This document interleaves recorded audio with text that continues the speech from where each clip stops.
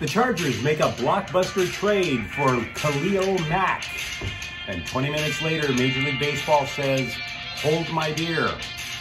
I'm James. This is your daily dose of sports and snark for the greatest sports city of the free world, Los Angeles.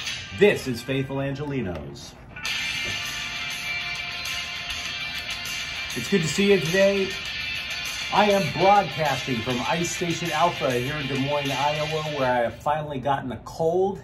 It is a cold. Try not to tell me any of your stupid coronavirus jokes. And I'm not, there has yet to be a good coronavirus joke, right? I was still a comic. I was out in LA. I go to some mic out in Pasadena, and every comic was so excited to do coronavirus material. And it all bombed. And then a week or so later, the whole world locks down. Thanks, comedians. Oh, we're comedians. We speak truth to power. I guess not.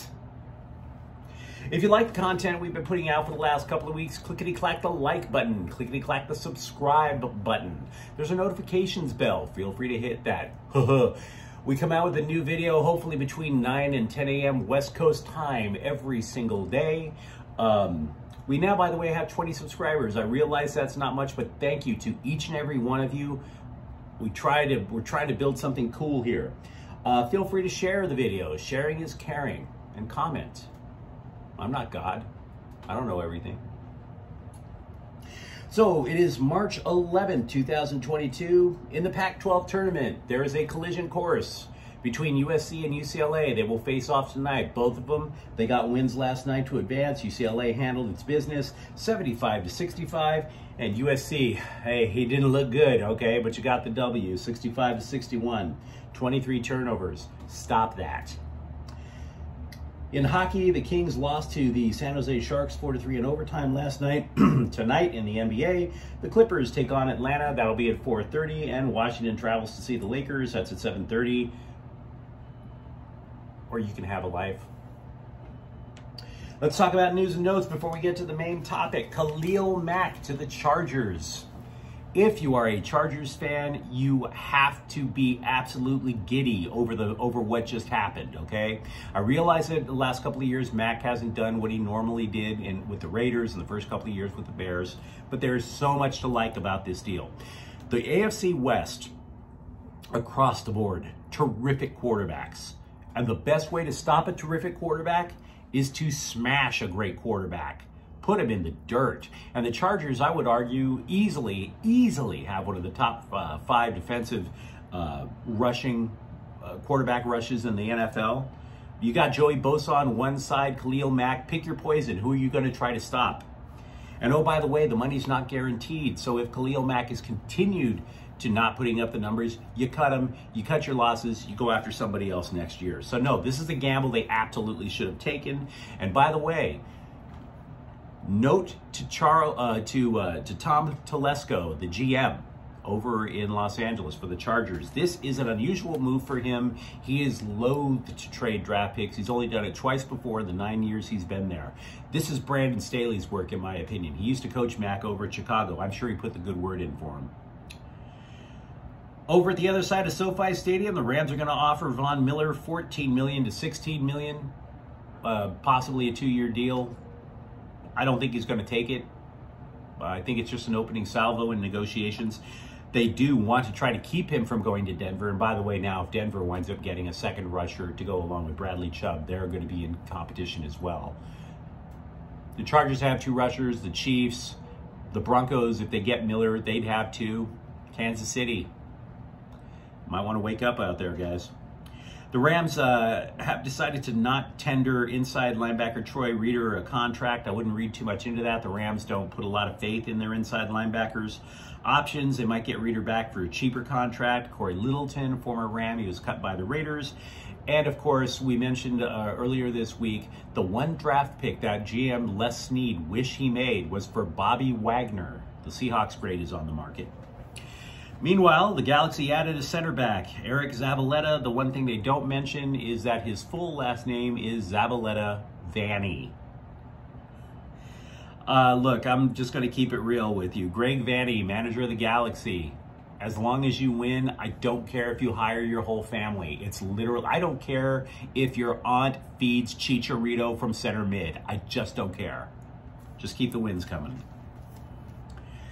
Let's talk some Major League Baseball, something we don't normally do here because of Rob Manfred's lockout. The deal. There will be a 162-game season. The Dodger season tentatively kicks off on April 8th against the Colorado Rockies in Denver. The salary cap is supposed to rise from $230 million eventually to $244 million. Player uniforms will now have ads. I can't tell you how much I hate that. The Dodgers have the most iconic jersey in Major League Baseball, and you're going to put a Walmart ad on it. Why? It's horrifying. Don't know how I feel about the 12-team postseason, so I'll drop it. But I will say this, there were rule changes in addition to financial changes. Every rule, in my opinion, is anti-Dodger. A pitch clock, the DH in the National League, a ban of the shift.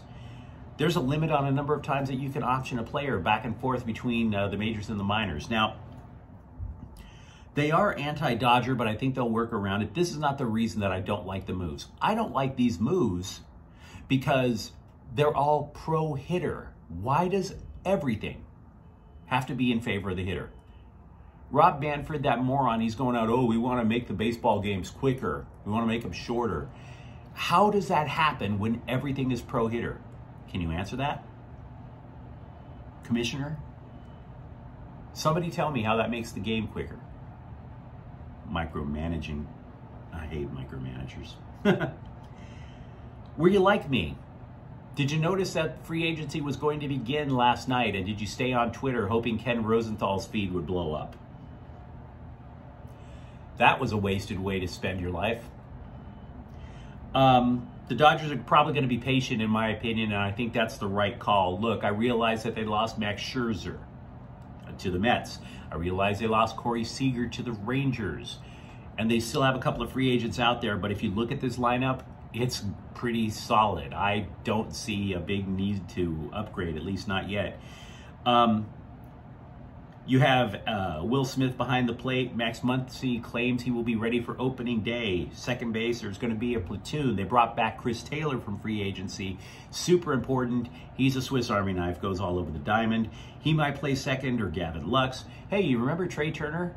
Yeah, he's now shortstop instead of Corey Seager. Justin Turner, third base. And then you have an outfield from left to right, A.J. Pollock, Cody Bellinger, and Mookie Betts. Now you tell me, where's the weak link? Maybe it's Gavin Lux? Even if you go with the DH, you're still looking at Pollock, Turner. There's any number of options for him. Now the rotation's a bit of an ish. Can't front. Do you agree? Walker Buehler and Julio Urias, I think those top two in the rotation, I think they match up with a lot of top twos across Major League Baseball. I really do.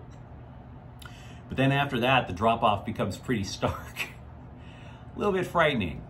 Wouldn't you agree? Tony Gonsolin, Andrew Heaney. They have a couple of people in the minors they might consider. Mitch White, Andre Jackson. Here's a question for you to ponder. When you look at that, would you consider bringing back Trevor Bauer? Would you? Yeah, that was that ugly incident last year, but remember, the judge threw the whole thing out. He said there was no case. We talked about it on this channel earlier. Go take a look at the tape. I'm not necessarily arguing for Trevor Bauer, but would you consider it? Free agents from the Dodgers that are still out there. Starting pitcher Clayton Kershaw. He's been hearing rumors. We've been hearing rumors about him going to Texas. Maybe that happens. Kenley Jansen is asking for 3 years. That might be too many, but let's be real. Once he added that curveball to the cutter, he became unhittable all over again. In addition to that, you're thinking about relievers, you know, Joe Kelly, things like that. Regarding the starting pitching, by the way, Dustin May will not be back until maybe the All-Star break. But take a look at the free agents that are out there. This is why I think the Dodgers are going to be patient. Freddie Freeman. He's the second best available person out there, according to a lot of people. When did this guy become one of the all-time elites of the game? I'm not saying he's a lousy player, but is he better than Mookie Betts? How much does he move the needle? Does he really? He's a left-handed power bat. You're trying to replace Corey Seager's power bat on the left side, but does he really move the needle? Does he? The best free agent available, period, is Carlos Correa. Known cheater, Carlos Correa from Houston. Houston, which, by the way, cheated over the Dodgers to get to the world title. Do you break the bank for him? I wouldn't. Then there's other free agents that are out there. I mean, would you break the bank for shortstop Trevor Story for Colorado? Colorado, perennial last place team. What about Chris Bryant, formerly of the Cubs? I wouldn't. Chris Bryant's kind of limited anyway. So no, I think the Dodgers are actually going to be patient. It wouldn't surprise me if they lose Freddie Freeman. It might not even surprise me if they lose Clayton Kershaw. Look, you're talking about who you would slide in the number 3. Do you wait for Dustin May to get healthy? Do you go after, do you welcome Trevor Bauer back? Do you go after Danny Duffy, who you traded for last year but was injured? He's allegedly healthy now. What about Zach Greinke? He may not be an ace anymore, but a number 3? Not bad. So no, the Dodgers I don't think are going to freak out. They never do anyway. Andrew Friedman is I mean, let's be real. The guy's kind of cold-hearted. He looks at players as assets, not people. So don't be surprised if the Dodgers don't do something unless the odds are totally in their favor, unless Freeman's price drops like a rock. I doubt he's coming to Los Angeles. They're interested, but I doubt they're going to go crazy. The Yankees might. So baseball is back. Khalil Mack is going to have a lightning bolt, and it is going to be a beautiful day or a beautiful weekend as well, but not here in Iowa. If you enjoyed this episode, don't forget to subscribe. We want to hear from you on a regular basis. I'm James. Thank you for watching. We're going to be back tomorrow with another episode. Faithful Angelenos is a Quien Corta El Queso production. Take care.